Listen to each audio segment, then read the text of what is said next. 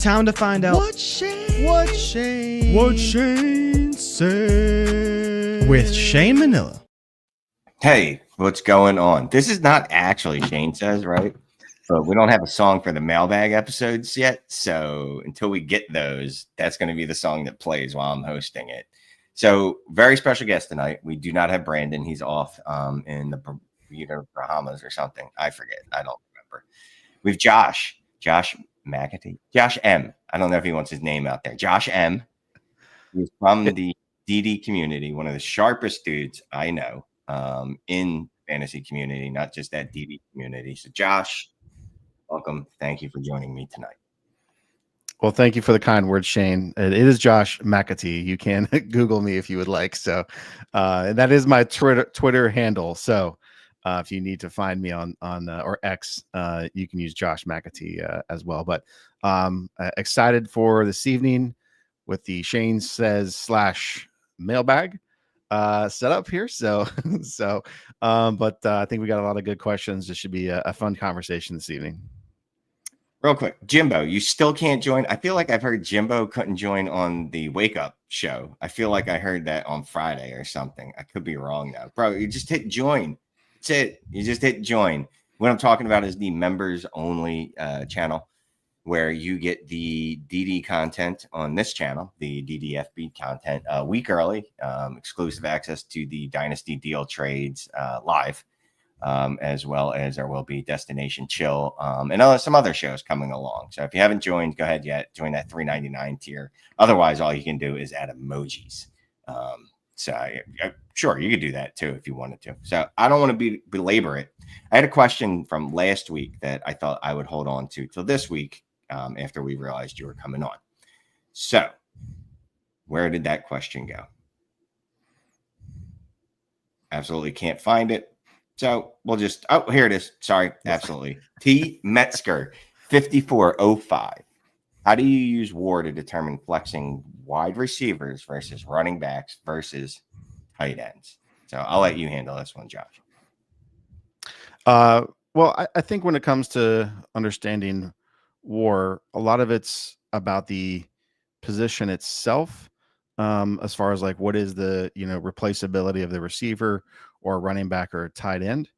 In cross-positionally like that for determining how I'm going to flex a position, I personally don't use it a lot to determine that because I'm now trying to evaluate like 3 different positions and trying to determine which one is going to score the most on that weekly basis, or what has the largest range of outcome for that. And so I'm kind of reading this as almost like a start sit kind of decision, but if it's something related to roster construction, I'm probably not thinking about it from the standpoint of like is this tight end itself more valuable than the receiver that could be potentially there. And that's where I'm trying to determine from the points that are going to score it from that position, what's a better fit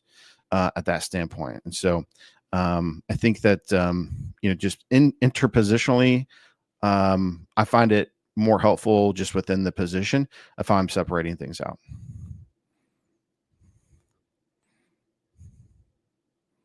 That's a great answer.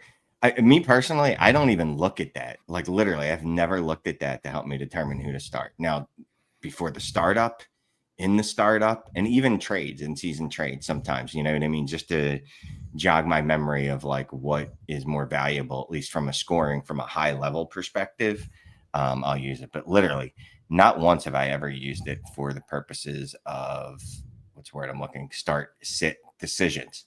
So appreciate everyone jumping on tonight. We got a couple questions from the crowd as well.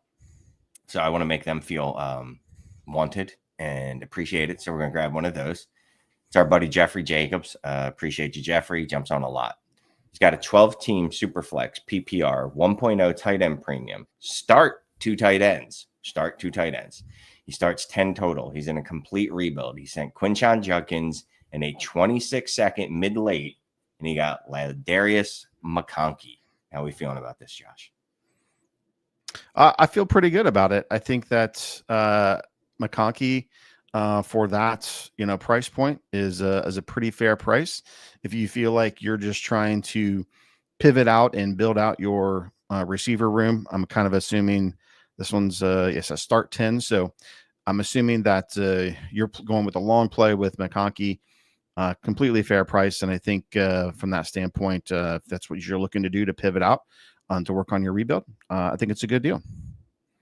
Yeah, I like it. I like it. I'm a giant Quinshon fan, and it's funny. Before we jumped on air, me and Josh were talking about the fact that he doesn't play in a lot of PPC leagues. The fact that you didn't note that this is a PPC league makes me think that it's not a PPC league, because if it were, then the calculus would obviously be different. Like, is it 0.2 PPC with a 0.25 first down rushing bonus, or is it just 0.05 PPC where it barely even matters and it's in name only? So either way, you're rebuilding. The late second, I've dug into it. I'm not the only one. The chances that late second, besides from a value perspective, is ever anything useful from a player perspective, is minuscule. So I'm good with this deal. I like it. I think you, if anyone wins the trade, you did win the trade. All right, let's go back to our, what do you call these people? Oh, this is fun. Kittle's crew, Sean, he says, how do you evaluate startup trades in a snake draft? Do you use a trade calculator for guidance, or do you use players on the board, or ADP to assign names to picks? Me and Sean are actually in a startup right now.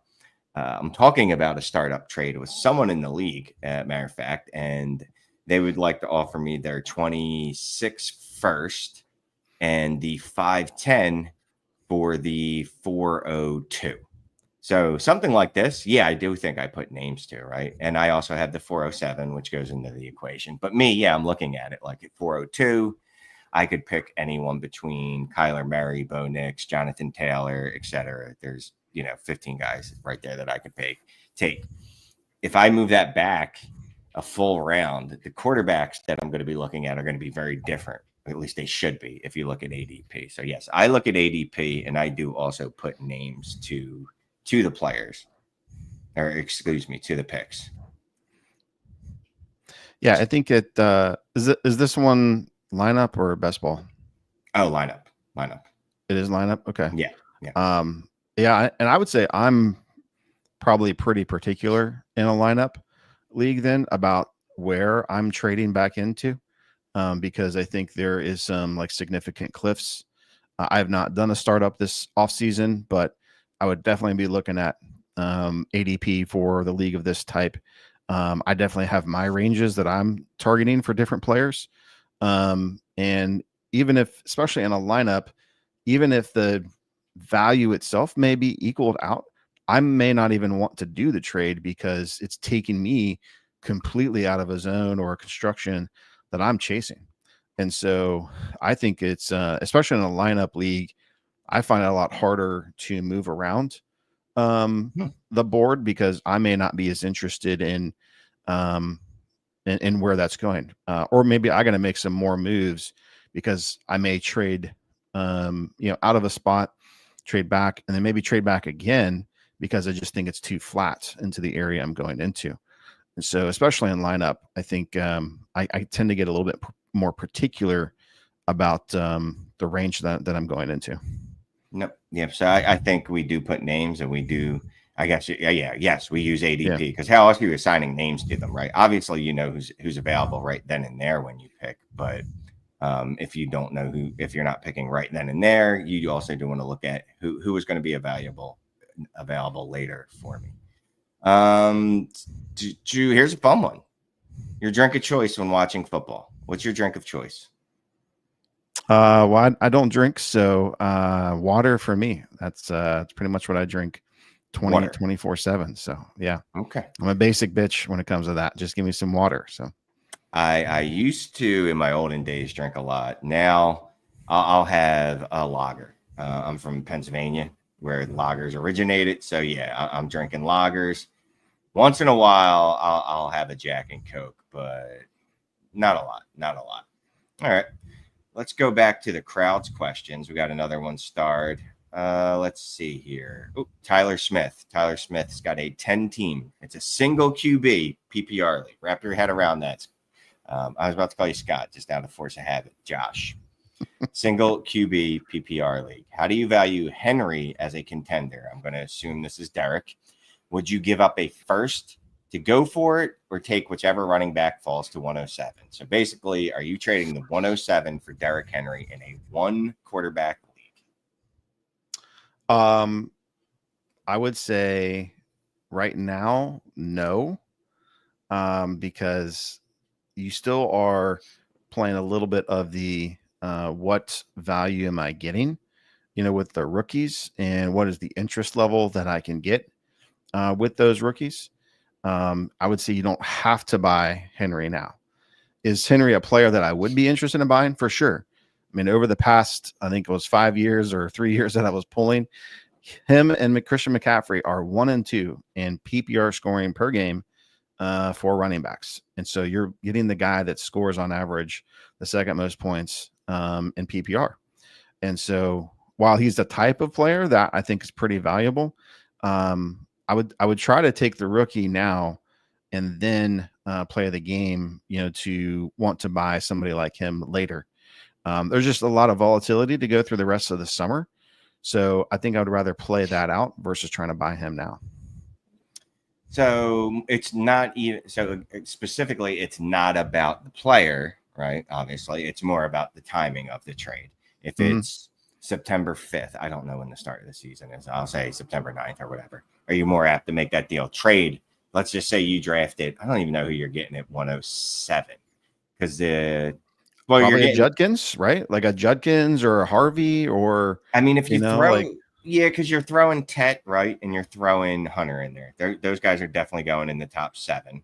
Then there's 6 running backs we like, so you're getting one of the running backs. Yes, you're getting Caleb, Judkins, maybe Harvey, one of those dudes.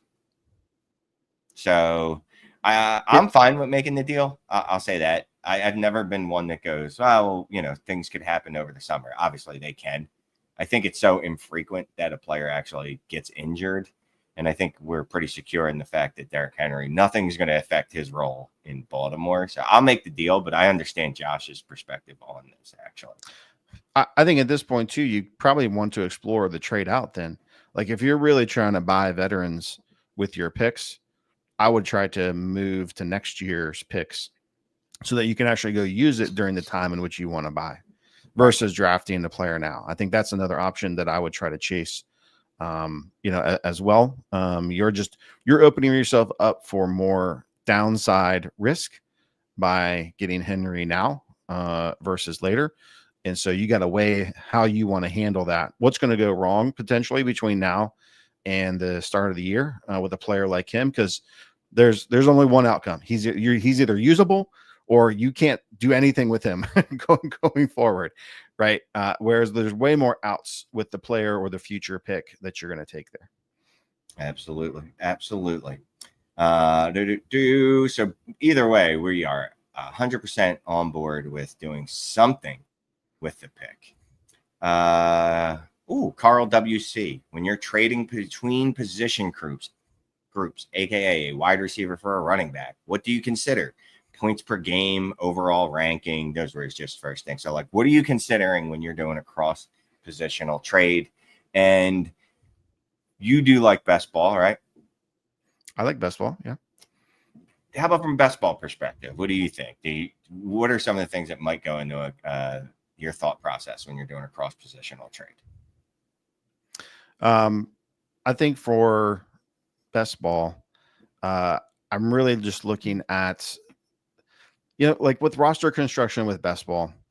I think that the running back is not somebody that needs to have like a secured role or an opportunity there.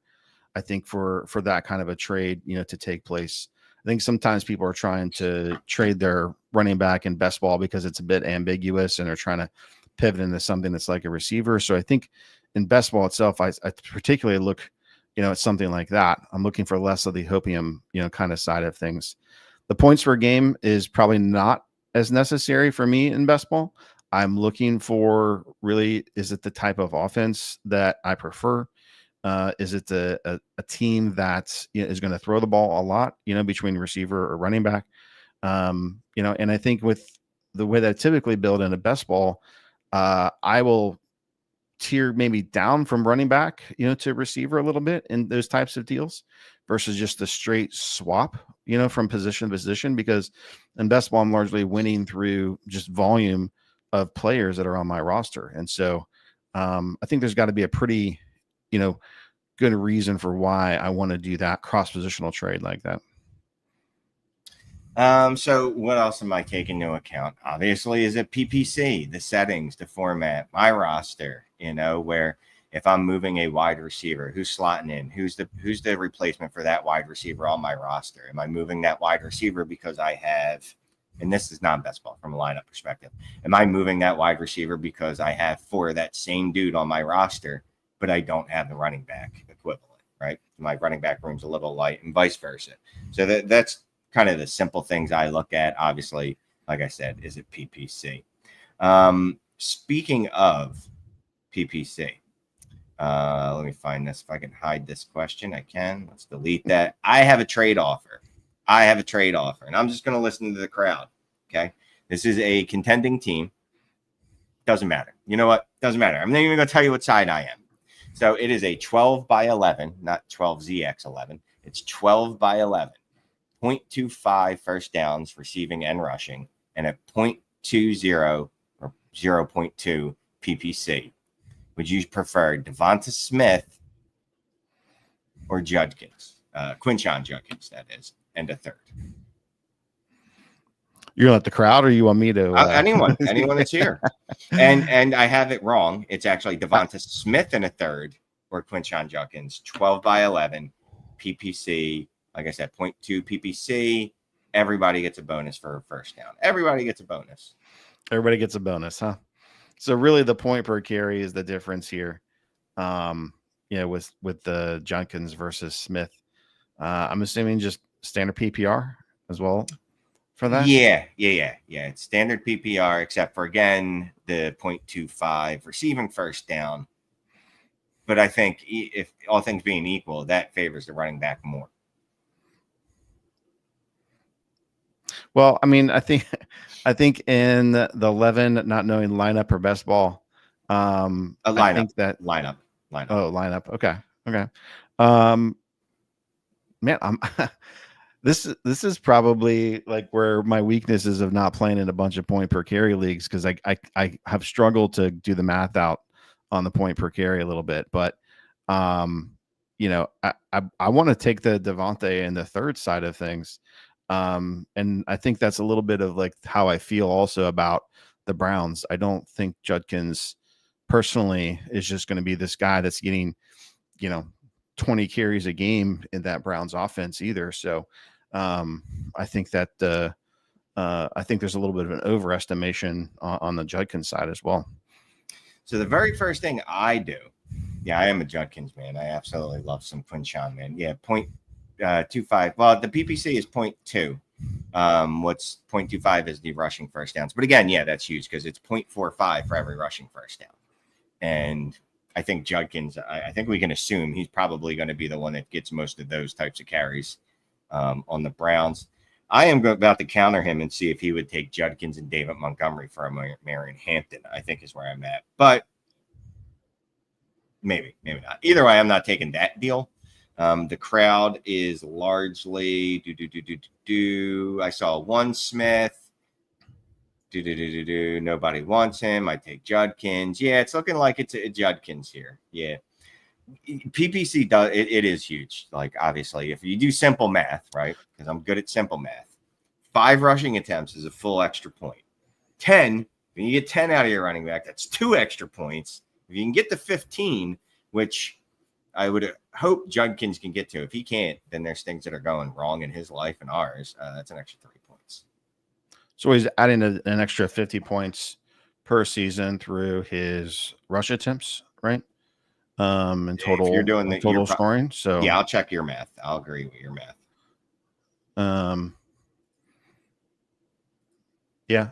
This is just where I don't play in a lot of PPC, so I don't know the scoring comparisons all too well without running out that math.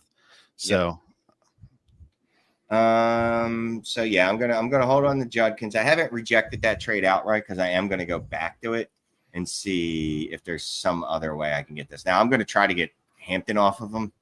I sincerely doubt he's gonna do that because there's a reason that he's probably trying to buy Judkins, right? And it's not because he's looking to move Omari and Hampton, is my thought. We got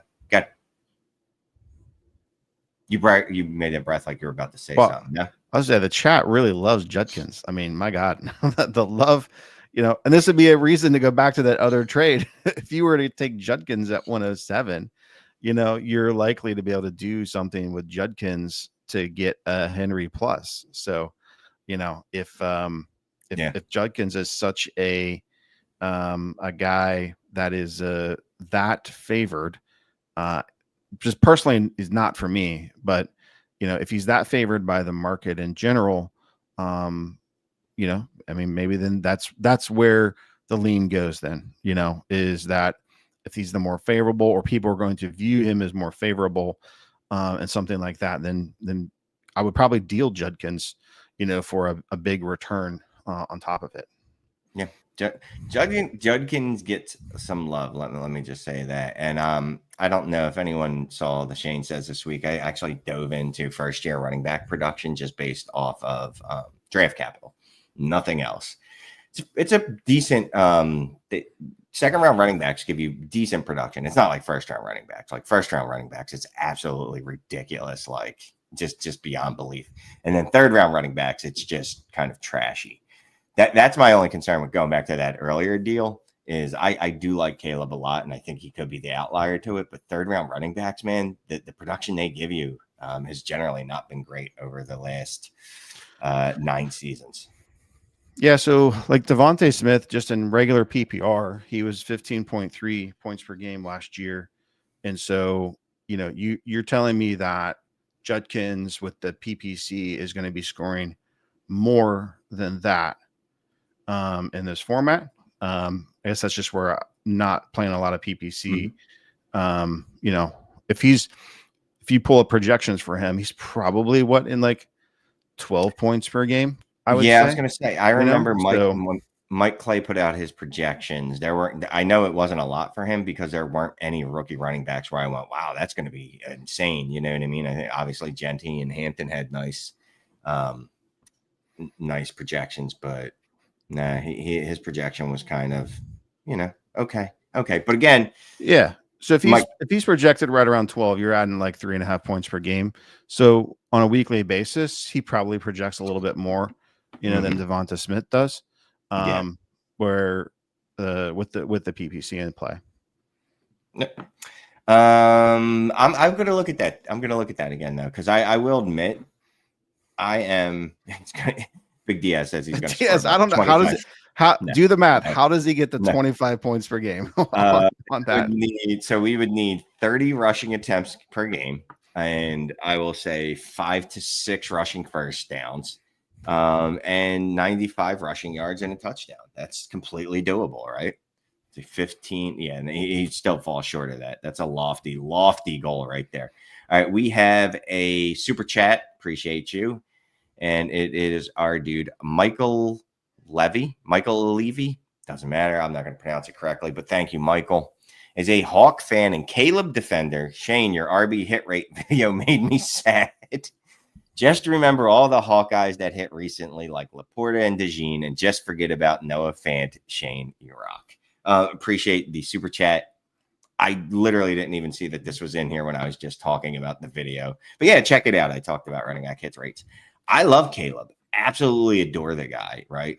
And I think it's important when we're looking at things like hit rates of what has happened in the past. That doesn't mean that it can't be different for players now, right? It just means the probability of that is probably a little lower than what you want. Now, are you okay taking that risk is the other part of it. Because if you're okay just living with that risk going, you know what? I know Caleb Johnson's only a 3rd round pick. That 9-year stretch that I cited, most 3rd round running backs barely were able to give you 10 points, let alone anything of significance beyond that. But, if you believe in the player, I'm fine with holding on to him, right? If you didn't build your running back room around Caleb Johnson, which I hope you didn't, sure, you want to hold on to him, go ahead. You want to have some exposure to him because you play in 30 leagues, sure. But if I'm in one league and I had to bet, I'm going to bet on the probabilities of what's happened in the past. I don't know how you feel about Caleb, Josh.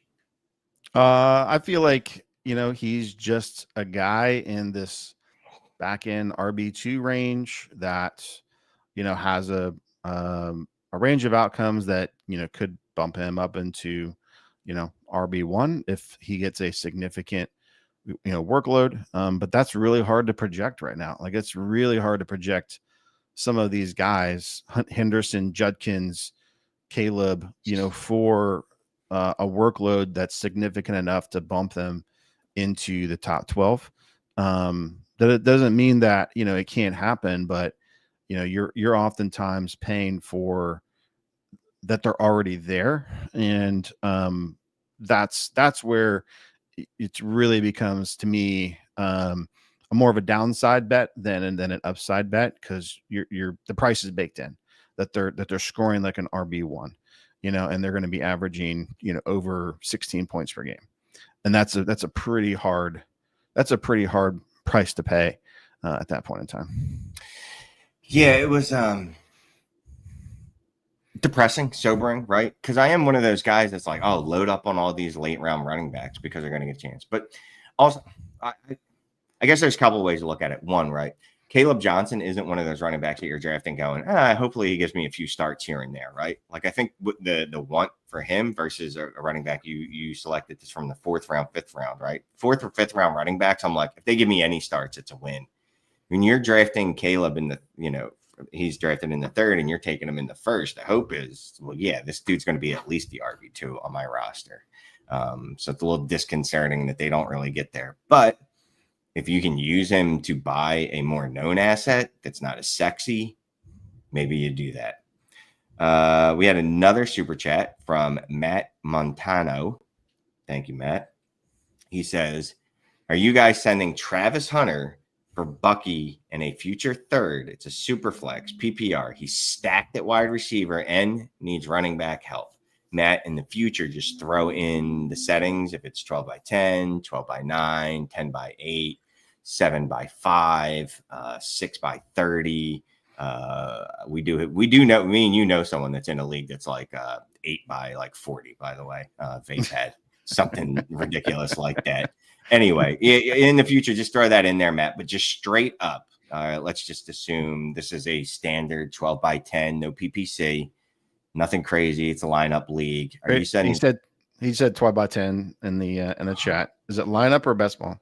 Yeah, so I think that does help us understand, the context of it. So, yeah, because a third rounder in best ball, even if the hit rates on 3rd rounders aren't great, it's still a lot more useful in a best ball league than it is a lineup league. And again, the deal is Travis Hunter for Bucky and a future 3rd Superflex PPR. Let's assume 12 by 10. He said, let's just assume it's a lineup league. It is a lineup league. What do you think, Josh? Oh, I'm a Travis Hunter. I am a Travis Hunter bull. So I will take Travis Hunter. I will gladly move on from Bucky into Travis Hunter from there. So this is not something I am instantly accepting to add Travis Hunter to my team. Yeah, I would absolutely smash this if that's all it took. And I am mad at myself. I should have held on to Bucky, because if I could get Travis Hunter for Bucky now, I would absolutely do that immediately, 100%. Hey, Bindles says, Josh. Hey, what's up, Bindles? What's up, man?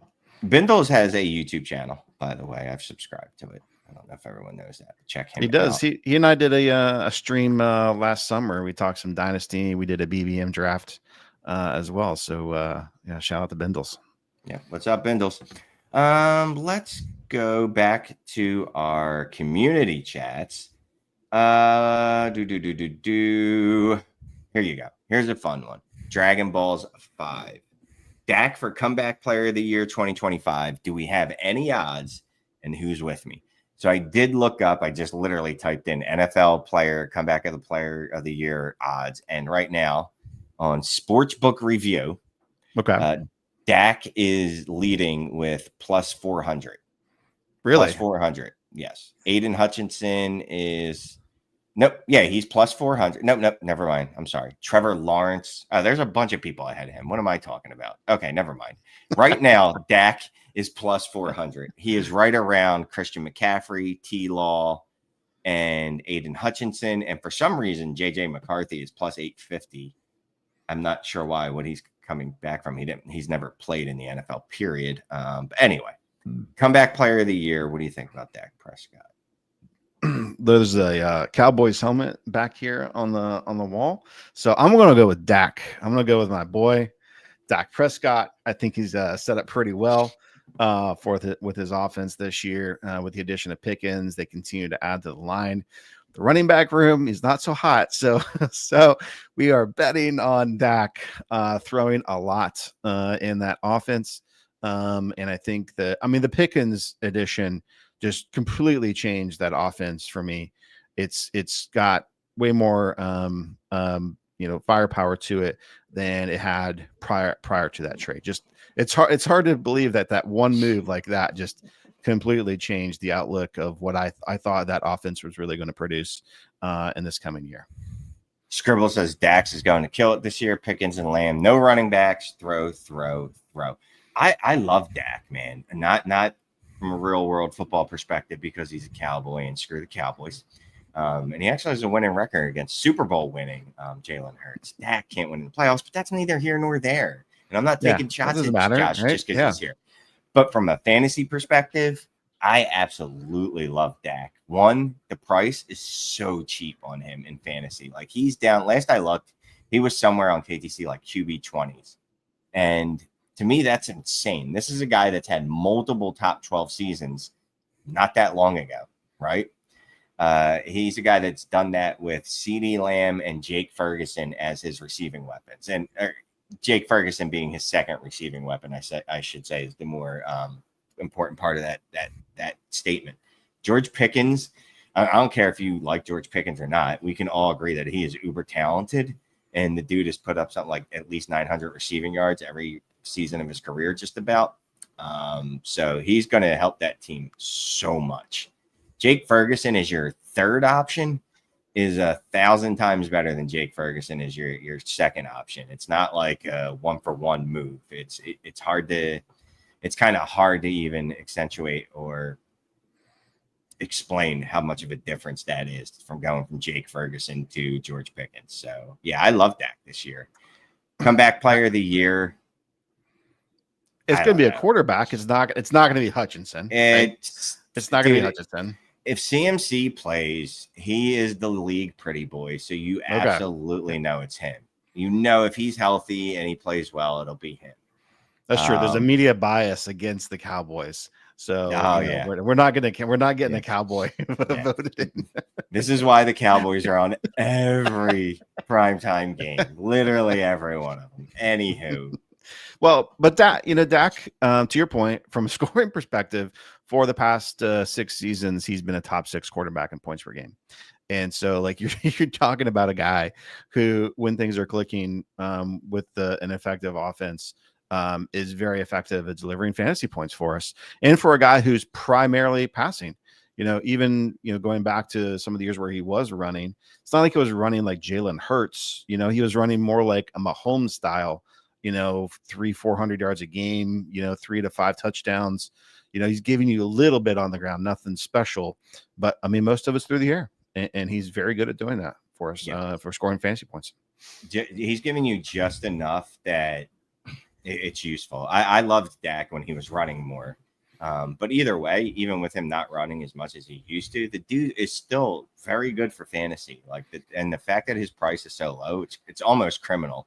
And I think people are letting like some real football world stuff creep into that, right? Like, oh, the Cowboys don't win in the playoffs. I don't care. Like, I don't care for my fantasy team. I care my personal life, not my fantasy team. Right. From a fantasy perspective, I could give it a shit what you do in the playoffs, except for Xavier Worthy putting up over 200 yards in his last 2 playoff games. But anyway, So we had our buddy Ty Declare. You might know Ty Declare from such shows as the All Gas Trade Show and the newly launched Dynasty Deal, which we did last night. Myself, Ty, and Scott. It was our first official episode. I think we got about an hour and 10 minutes in. A lot of trade questions, so appreciate anyone that watched. Anyway, Josh, what is a statistical metric that doesn't get used to talk about enough? For me, it is expected points. It's one of my favorite metrics to look at because it captures a lot of the things that we think about from, their scoring output, all combined into one thing, because it's taken all of their touches, snaps, distance to goal. It's taken all of that stuff and telling you how many fantasy points this person should have scored in this game or over the season or however range you're looking at. And then their relative points above or below that. And I think that helps me better understand their utilization and then their effectiveness within that utilization to score fantasy points. We have other tools, like Trinity, that measures utilization, from the receiver side of things, and what their projected points are from that as well too. I think this one covers all bases: tight end, receiver, running back, quarterback, etc. Based on what they're doing and relative to fantasy points. Because from that side of it, when I see the expected points, changing on a player and whether they're above or below, I'm starting to make some assessments on how I view that player. You want efficient players that are scoring more than expected, but also that efficiency, that doesn't come with a player, like Joe Mixon is the classic example of it. He is never positive in expected points or over expected, but he has a ton of expected points every single week. And it's just a better understanding, the kind of player archetypes through what their expected outcomes should be on a weekly basis. Yeah, and during the football season, I do follow the volume, and I really need to do a better job of talking about that too, bringing in expected points, because that is a really good stat. And then a life lesson. What's a life lesson that doesn't get used talking about enough? I don't know. Self-awareness feels like, and it's maybe not a lesson, but there's a lot of lessons to be learned when you're self-aware. And I feel like there are a whole lot of people in this world that have absolutely no self-awareness, which leads to having no empathy, which leads to having no sense of shame, which leads to also having no sense of hypocrisy. So self-awareness, that there's my life lesson. Get some if you don't have already. Some. All right. Let's get a trade question in here. So I was looking for a trade question from my dude, Pedro. Where did it go? Pedro, another community member of DD Fantasy. Pedro, one of two. He's got a 12-team Superflex, start 9. It's a 1.5 point tight end premium. Marvin Harrison Jr., Travis Hunter, Judkins, and Kyle Pitts for Bowers, Pickens, a 27 first, and 26 and 27 seconds. So low context, and then we'll come back. Right now, he's loaded with running backs with Bijan in a chain. That's all he named, so I don't know how he's loaded, but I'll take his word for it. So he's loaded with running backs, including Bijan in a chain. After this deal, his wide receivers would still be Nico, Amon-Ra, London, and Pickens, and he would have McBride and Bowers if he makes the trade. So again, the deal would be Marvin Harrison Jr., Travis Hunter, Judkins, and Pitts for Bowers, Pickens, a first, and a couple seconds. And it's a 1.5 point tight end premium, and we already have Trey McBride. You have any thoughts on this one, Josh? It's a lot going on, first of all.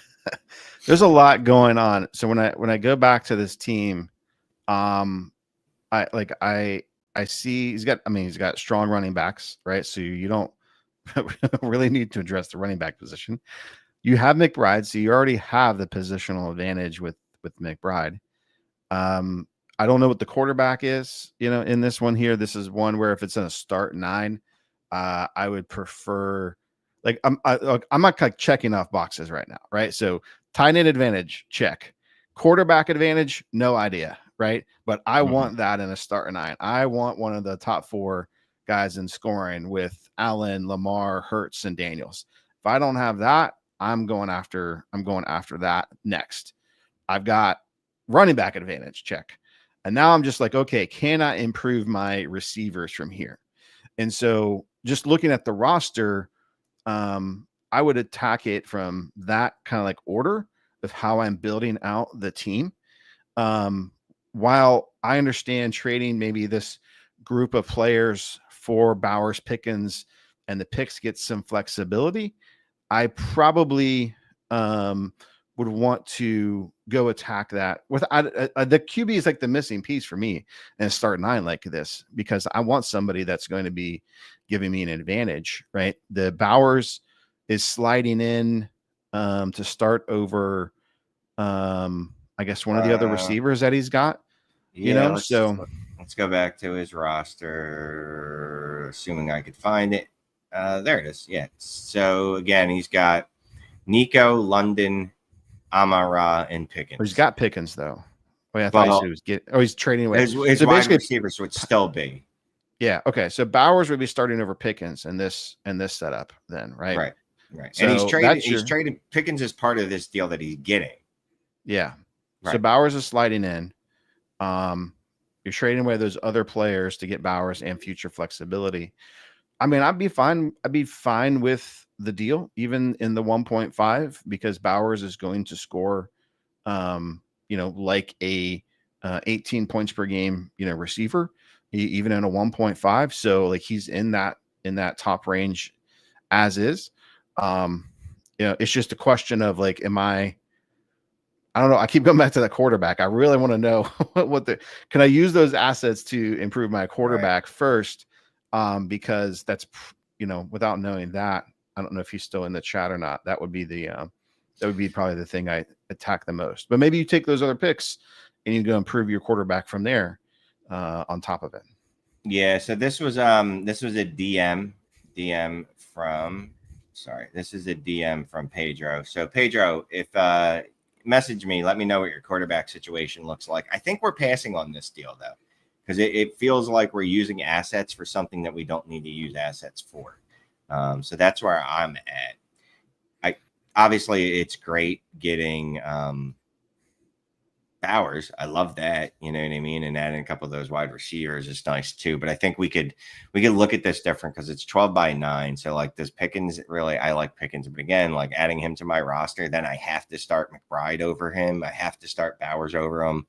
So Pickens really isn't even like, what am I doing with him? Because he's trading away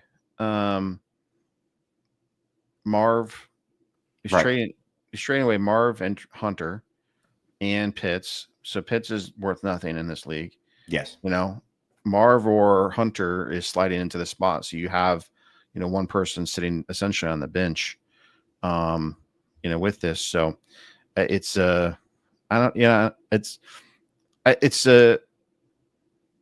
quarter. I keep coming back to the quarterback. I think that in this start 9, that's to me like the biggest missing piece right now. So yeah, go ahead and hit me up. Like I said, you obviously, Pedro, I'll DM you after this if you haven't seen it, but just DM me and we'll talk about your quarterback room, and we can add Josh in too, and he can talk about it as well. Let's go back to the crowd questions. Let's see here. Let's go to our oldest one, Ethan, 12/9 Superflex. What to do?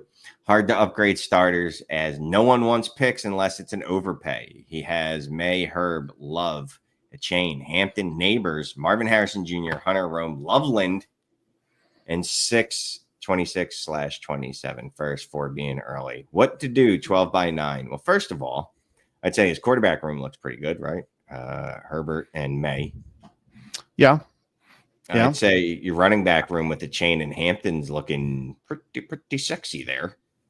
And then Neighbors and Marvin Harrison Jr. That's not bad. And then Hunter and Rome. I mean, is there a lot to fix here?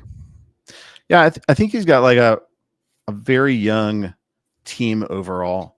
And so like it's high in market value, but maybe volatile in like what its scoring output's going to be.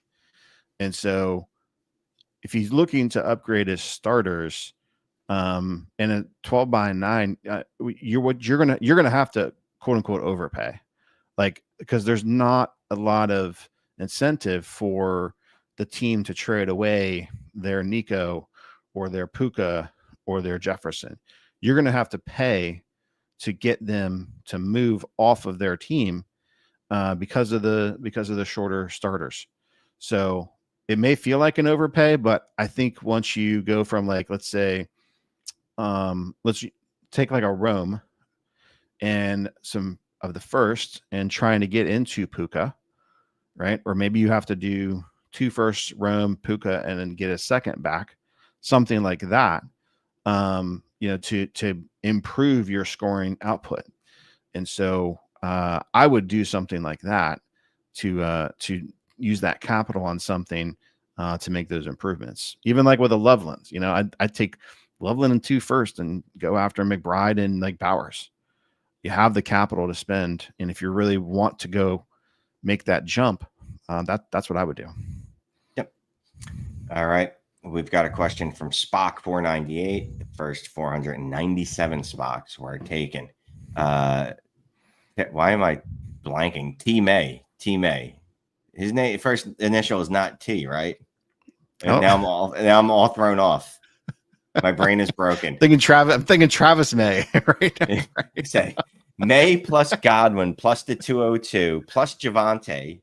You would get Nico, Dak, the 204. He gives us his team or their team. 12-team Superflex, PPR, half tight end premium, start 10, 6-point passing touchdown. Wonder what the interceptions are. 3 wide receivers, 2 flex. He currently has Hurts, Mahomes, May, Bijan, Jacobs, Mixon, Connor, ARSB, Puka, AJ Brown, Godwin, Bowers, McBride, the 107, 202. Should he stay put? He can't trade the 107 or the 202 because of low activity. It feels like Judkins at 107.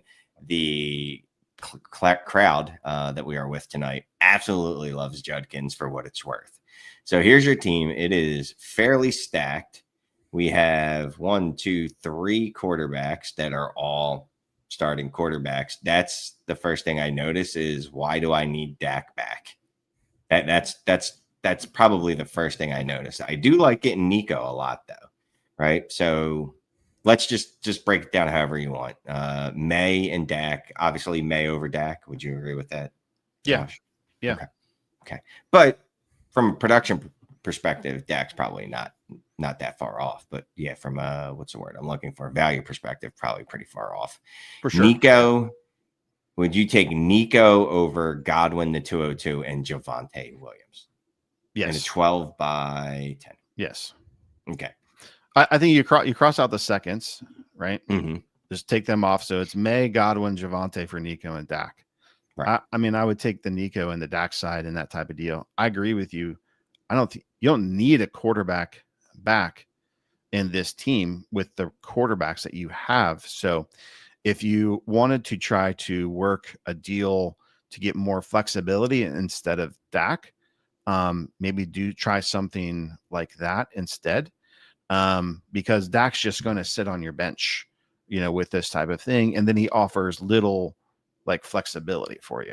So you're just getting a piece back that, the other side of this is maybe you do this deal, then you need to go do another deal to work Mahomes and try to move him instead, right? I think the outcome of this team, if we kind of go back to his team, he's trying to upgrade his starters with Nico, and I think you can use your quarterbacks, to do that, and then go run just 2 quarterbacks, and then figure out the rest of the flex, the bye week and starters and things of that nature, as the season attrition happens, and play it out that way. Everything Josh just said. If you can make the deal without Dak and getting some other asset back in, I'm fine with that too. Like if you're just like, dude, just give me, and I don't mean just another second. Like, is there another wide receiver? I don't know. You look on KTC who falls in that range, although you don't really need one. Hollywood Titan with a real hot take here. Nico blows. Nico, my friend, is absolutely a stud, an absolute stud. Real quick, Cash Me Out. Cash Me Out became a YouTube member. Appreciate that. Cash Me Out joining the YouTube members only. Hopefully it's the $3.99 one, because the $1.99 one, you don't get to watch anything. I don't believe. You just get fun emojis. I'm a member. Are we getting members only jackets? Are Yes. those going to be on the VG store? Yes, Okay. and not just the old school, like straight up members only jackets. Every time we say that, that's all I can think of. That's all I can think of every time I see it. Yes. Yeah, I want a tan, like a tan members only jacket. Hopefully Ray can hook that up. That would be absolutely awesome. All right, we got a couple cheese related questions, and I have to get to at least one of these because he is on the thumbnail. So if I don't, that makes us fat liars. Dragon Balls 5. Aaron Rodgers finally lands in Pittsburgh. Your thought about this circus starts and ends. How does this start and end? I think it starts like most bad relationships start off good, right? Or at least they pretend to be good. Sure. Yeah. And then the more you get to know that person and spend time with that person, you realize, oh, this person is absolutely insane and horrible. And how do I extradite myself from this? That's not the word I'm looking for, but how do I get away from this situation? So personally, I think that's how it's going to end. I think it ends in a 9-8 season, a 10-7 season, and a first round loss. And we're going on this train again next year that Pittsburgh is looking for a quarterback again. Honestly, look, Rodgers, as much as I don't like the guy on the field, I don't think he had any issues, right? We didn't see much last year. Obviously, he yells at wide receivers. He gets Mike Williams cut when he runs a wrong route or something like that. But for the most part, it's not like it blows up, right? It's the outside stuff. It's not even like his teammates dislike him, right? No one's like flat out come out and be like, I don't like that guy. It's more of us, the people not actually in the football world or, in that circle that have a problem with him. Yeah. I don't think teammates ever, to your point, come out and said that. I think that, man, like Tomlin is like the master at taming personalities. This may be his greatest challenge, to be honest with you. Like the clash between him and Tomlin, I can imagine will be intense behind closed doors. Because he was trying to get the coaches fired with the Jets after they brought him in, right? Like he was trying to orchestrate stuff there, and the head coach did get fired. I just he is definitely somebody that, as a personality, wants to do things his way, and if it doesn't go his way, he is going to voice a lot of opinions about that. And how that mixes with Tomlin, God, I don't know. that is going to be a sight to see. It is either, to your point, they're going to be over 500. They're probably going to have a first round exit in the playoffs. He's probably going to have some good weeks, but could he just like quit in the middle of the season too? I don't know. Like the range of outcomes on this thing to me is just it's a circus for what this season is going to be holding. So I think it's funny though, because I think we all see that the ceiling is capped. Like this team isn't. There's winning no the ceiling. Super Bowl. Yeah, this team isn't winning the Super Bowl. He's not Correct. taking them to the AFC championship game. He's not. Like if he makes it out of the first round, that would be such a success that our minds would be blown. So I don't understand what the thought process or why they wanted to go through this. We talked about this a little bit in the chat on the way home Friday, but yeah, that's. I don't know, man. I don't. Quarterback 22 last year for fantasy points. It's like. Okay. It's like there's a bunch of guys that are putting you 16 points per week, 17 points per week. Like, it's going to be a mess. Last one, cheesesteaks, whiz or provolone. Now, Josh, do you eat cheesesteaks? Have you had a legitimate cheesesteak in your life? One time I visited Philly one time in my life. Okay. I was taken to a cheesesteak stand.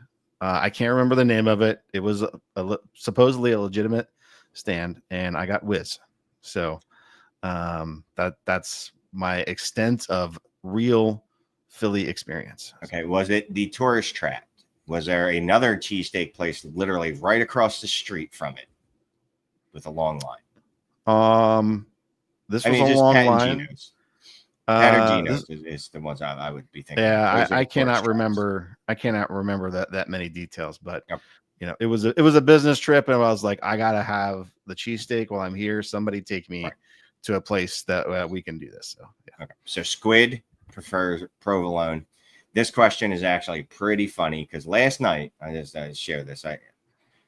I was really in the mood for a cheesesteak. We ordered me, my kids, and my ex.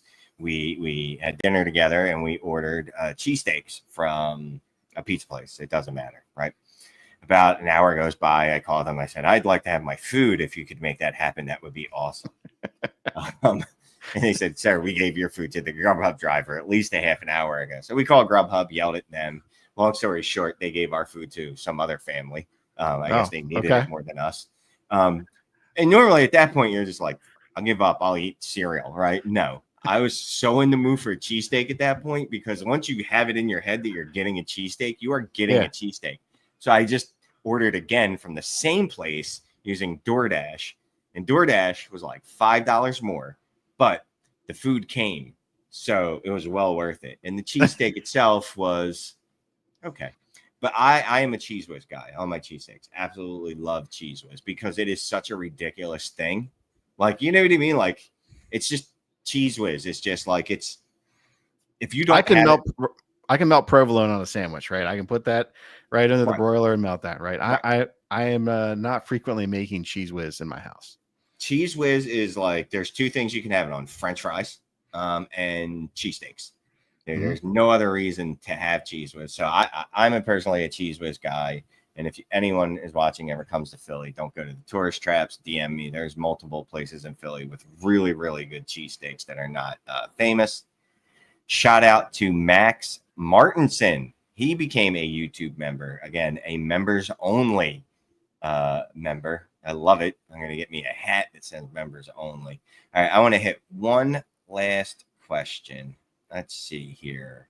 What are we going to hit? There's lots of good questions. Here you go. Here's a fun one. Carl WC. In shallow leagues, where do you stack depth, if even at all? Is this running back, every running back on 53 in heaven? So depth in a shallow league. One, do you care about it? Two, if you do, where? I would say my bench in shallow leagues are guys that have just complete upside or they're a zero. I'm not quote unquote putting depth where it's like this, this guy's a bankable, this running back's got, 12 points per game, but I'm not starting him because I got two other guys that are projecting for more. Like my running backs on my bench or my receiver on my bench, they're projected for like 0 or nothing. And then the hope is that they are turning into something that is very impactful. Because I also want to be able to just churn those people out. I don't want to have just like one bet that sits there for a while. I want to make like 5 different bets. And I'm going to the idea that you have this guy that's on your bench that you're reluctant to cut because you spent a second round pick on Jaden Higgins. And you're like, man, I don't really want to cut him, like he was pretty highly drafted, but like the opportunity cost of missing out on something else that is actually meaningful, that's on waivers, is something that you want to be able to just churn through. So I'm trying to just have maximum upside on the bench and guys that I can cut. I'm 100% with you, man. I want ceiling. I'm not trying to get singles, man. Not in a shallow league, that's for sure. All right, I lied. One more question. Brendan Carroll Griffin. I have Chase and T in a 14-team Superflex. He wants to move, or they want to move off of T. That's their wide receiver 3. He feels hard to tier up with, but not valuable enough to tier down to a desirable range. What range of wide receiver would you look at? So if we're tiering off of T, let's say we want to get a first back with him. Is there even a range of wide receiver that we could get with him that's of any use? Let's just start with Devonta Smith. You couldn't get a first in Devonta for him, could you? No. Okay. A first and Christian Kirk, but then what's the point of Christian Kirk? So No, like you're. I think in this range, I got KTC up. He's at receiver 18. You're looking at like to tier down with a plus. You're looking at Waddle, McLaurin, Olave, Golden, DJ Moore. And so what's the plus there, right? It's not a first for those. It's not a first, right? Right. Like none of those guys have the scoring range of output of T. Higgins either. So like, to be honest with you, I don't want to do this. If anything, if I would want to tier, he wants to tier up, but not enough value to tier down to a desirable range. So I guess if I'm trying to tier up, I'm just literally going through T and a first to get into any of those guys. I'm just going down the list between Neighbors, Lamb, Thomas, Puka. I'm just going down through. I'm hitting every person in that range, to do that. But it feels very costly to do when the range of outcome for T. Higgins is not much different from Brian Thomas. So, I know you got both Bengals on the team. It's probably a good thing, to be honest with you. like they're going to throw the ball the most of anybody in the NFL. And when T's on the field scoring, he's scoring a lot. He's scoring within, that receiver one range. So, he's a tricky guy because he's not, to his point, he's not valued as well. You got to pay a lot to trade up. And then if you tier down, you're just taking a huge cut in points per game. So I'm probably riding that or doing the thing you don't really want to do, which is pivot chase into something else, if you're concerned about having two Bengals, on your team. I could not say it any better, so I won't. So Josh, thank you very much. I will say, as soon as I don't even know if I was off the air last week when Brendan mentioned that he wasn't going to be here this week, and you reached out immediately like, hey, if you want me to jump on, I'll jump on. And I'm happy that we got you to jump on. So thank you very much, Josh. Appreciate you so much for joining me this week. Hopefully everybody enjoyed Josh. Josh is like I said, man, one of the sharpest dudes there is. He's in our DD community. So if you haven't joined yet, I got to show it. There's promo codes. I have them. So if you don't like me, Scott has one. You don't like him, John Bauer, Mitch, Dan, everybody and their mom has one. So come join, get half off the first month. Appreciate everybody watching tonight. And I think that's it. So everyone take care. Josh, you could say goodnight if you'd like. Well, I appreciate you having me on there. I'm glad I could pinch hit for Brandon while he's on his time off. And I'll just say I've been a part of the DD community for a few years now. And so anybody that hasn't joined, come try it out. Use anybody's promo code. I don't have one. I'm just a member as well. But frequently hanging out in the Heisman Discord. We're talking everything, inside of there, from dynasty to redraft to best ball and high stakes leagues. Just talking through being exploitative on players and chasing, doing what we can to maximize our leagues every year. All right. Appreciate y'all. Stay safe. Bye.